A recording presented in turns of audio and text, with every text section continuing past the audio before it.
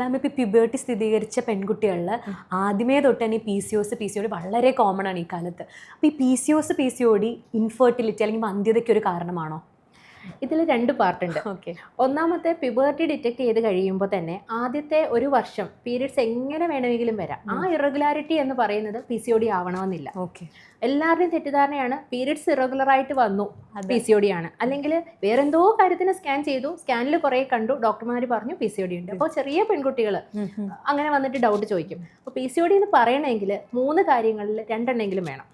അതായത് ഒന്ന്, നമുക്ക് ഒരുപാട് ഹോർമോൺസിന്റെ ഇഷ്യൂസ് വന്നിട്ട് പുരുഷ ഹോർമോൺസ് നമ്മുടെ ശരീരത്തിൽ അധികം വളരെയധികം കൂടിയിട്ട് മുഖക്കുരു, അതുപോലെ അധികമായ രോമ വളർച്ച, മുഖത്താകാം, നെഞ്ചിലാകാം, മീശ വരാം, വയറിൽ വരാം, ഇന്നർ തൈസിൽ, അങ്ങനെ പല ഭാഗത്തും അധികം മെയിൽ പാറ്റേണിൽ ഹെയർ വരിക, അതുപോലെ തന്നെ ഹെയർ ലോസ് ആകുക, പിമ്പിൾസ് നന്നായിട്ട് വരിക. പിന്നെ ചിലർക്ക് കാണാം ഈ കഴുത്തിലൊക്കെ ഇങ്ങനെ കറുത്ത കളറിൽ തിക്കായിട്ട് സ്കിന്ന് കാണുക, കഴുത്തിൽ ഈ ആംപിറ്റിന്റെ അവിടെ, അങ്ങനെ പല ഭാഗത്തായിട്ട്.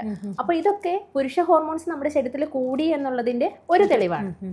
ഇത് തന്നെ ബ്ലഡിൽ നമുക്ക് ടെസ്റ്റ് ചെയ്യാം. ഇനി പീരിയഡ്സ് ഇറഗുലർ ആയിട്ട് വരിക. ഈ ഇറഗുലർ എന്ന് പറയുമ്പോൾ നമ്മളൊരു വലിയൊരാളെ സംബന്ധിച്ചിട്ട്, അഡൽറ്റിനെ സംബന്ധിച്ച് 21 ദിവസത്തിന് താഴെയോ 5 ദിവസത്തിന് മുകളിലോ ആണ് നെക്സ്റ്റ് സൈക്കിൾ വരുന്നതെങ്കിലാണ് ഇറഗുലർ പീരിയഡ്സ്.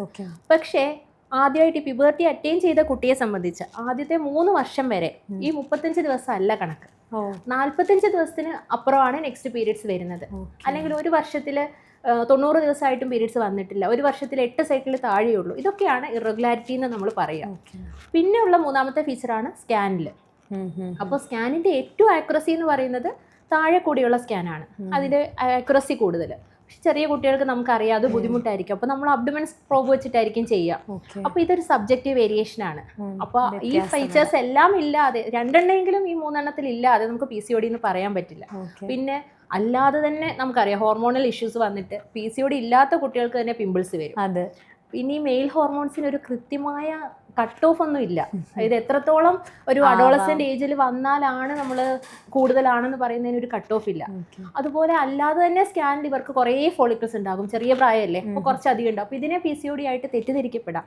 അപ്പോൾ ഇതൊക്കെ റോൾ ഔട്ട് ചെയ്ത് വേറെ എന്തെങ്കിലും ഇഷ്യൂസ് ആണോ PCOD തന്നെയാണോ എന്ന് ഫസ്റ്റ് കണ്ടുപിടിക്കണം.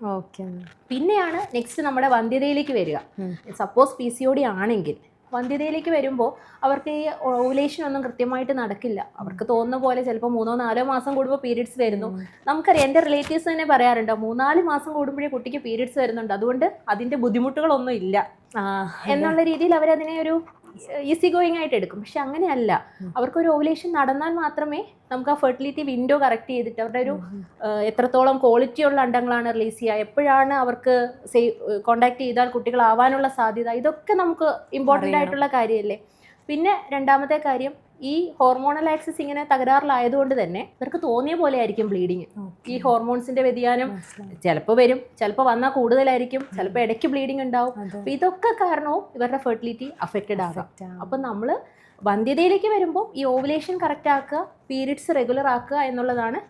പീരിയഡ്സ് റെഗുലർ അതും ഒരു ട്വിസ്റ്റ് ഉണ്ട് അതിൽ. പീരിയഡ്സ് റെഗുലർ ആക്കാൻ വേണ്ടിയിട്ട് നമ്മൾ കൊടുക്കുന്ന മരുന്നുകൾ ചിലപ്പോൾ കോൺട്രാസെപ്റ്റീവ് എഫക്റ്റ് ഉള്ളതായിരിക്കും. അപ്പോൾ ഇവരിത് കണ്ടിന്യൂ ചെയ്ത് കഴിക്കും. പീരിയഡ്സ് റെഗുലർ ആണ്, അപ്പോൾ ഇനി ഹസ്ബൻഡുമായിട്ട് വരുന്ന സമയത്ത് കോൺടാക്ട് ചെയ്താൽ കൺസീവ് ആകും എന്ന് പറഞ്ഞ് വിശ്വസിച്ചിരിക്കും. പക്ഷേ ഇത് ഓവുലേഷൻ ആക്സിസിനെ ബ്ലോക്ക് ചെയ്യുന്നതാണെന്നുള്ളത് ഇവർ പലരും ചിന്തിക്കില്ല. അപ്പോൾ അത് വേറെ ട്രീറ്റ്മെൻ്റ് ആണ്. ഇവരുടെ വിസർജനം പ്രോപ്പർ ആക്കാൻ വേണ്ടി നമുക്ക് മരുന്നുകൾ കൊടുത്ത് റെഡിയാക്കി ഓവുലേഷനെ ട്രാക്ക് ചെയ്തിട്ട് ആ സമയത്തുള്ള കോണ്ടാക്ട് ഉണ്ടെങ്കിൽ സക്സസ് റേറ്റ് കാണാറുണ്ട്. അപ്പോൾ ആദ്യം PCOD ആണെന്ന് നമ്മൾ കൺഫേം ചെയ്യണം 3 കാര്യങ്ങൾ. അതെ. മാം, പിന്നെ ഈ PCOD ഉണ്ട്, PCOS ഉണ്ട്, ഇത് രണ്ടും തമ്മിലുള്ള വ്യത്യാസം എന്താണ്? PCOD എന്ന് പറയുമ്പോൾ പോളിസിസ്റ്റിക് ഒവേറിയൻ ഡിസീസ് ആണ്, മറ്റേത് വരുമ്പോൾ സിൻഡ്രോം ആണ്. ഈ PCODയുടെ ഭാഗത്ത് മെയിൽ ഹോർമോൺസ് അധികം കൂടുക, അതുപോലെ തന്നെ ഇൻസുലിൻ എന്ന് പറയുന്ന നമ്മുടെ ഷുഗറിനെ കൺട്രോൾ ചെയ്യുന്ന ഒരു ഹോർമോൺ ബോഡിയിലുണ്ട്. ആ ഹോർമോൺസ് നമ്മുടെ ബോഡിയിൽ ആക്ട് ചെയ്യുന്നത് വളരെ വ്യത്യസ്തമായ രീതിയിലായിരിക്കും. റെസിസ്റ്റൻസ് എന്ന് പറയും, അതിനോട് പ്രോപ്പറായിട്ട് അത് റെസ്പോണ്ട് ചെയ്യുന്നില്ല.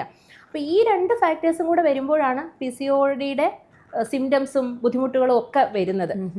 അപ്പോൾ ഇവർക്ക് ഫാറ്റി ലിവർ ഇതിനോട് അസോസിയേറ്റഡ് ആയിട്ട് കാണാം. ഇതല്ലാതെ തന്നെ ഭാവിയിൽ ഷുഗർ ഡെവലപ്പ് ചെയ്യാം, പ്രഷർ ഡെവലപ്പ് ചെയ്യാം. ഇനി യൂട്രസിൻ്റെ ഈ ലൈനിങ് ഇങ്ങനെ പ്രൊജസ്ട്രോൺ എന്ന് പറയുന്ന സേഫ് ആയിട്ടുള്ള ഒരു ഹോർമോണിന്റെ സപ്പോർട്ട് ഇവർക്ക് കുറവായിരിക്കും.